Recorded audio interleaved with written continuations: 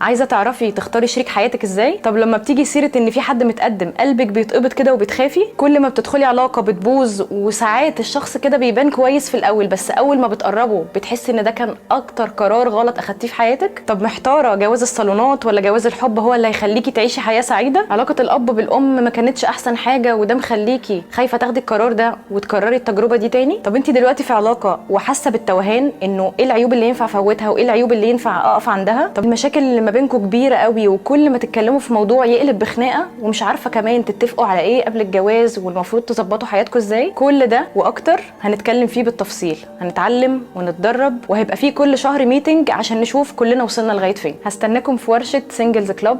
انا رحاب لطفي، كوتش علاقات معتمد من ICF. عملت اكتر من 300 ساعه كوتشنج، في منهم كتير ناس ساعدتهم ان هم يعرفوا يختاروا شريك الحياه المناسب، وناس تانية حطيت لهم خطه عشان يعرفوا يعيشوا بعد الجواز مبسوطين وفي حياه مستقره. لو مهتم تحضر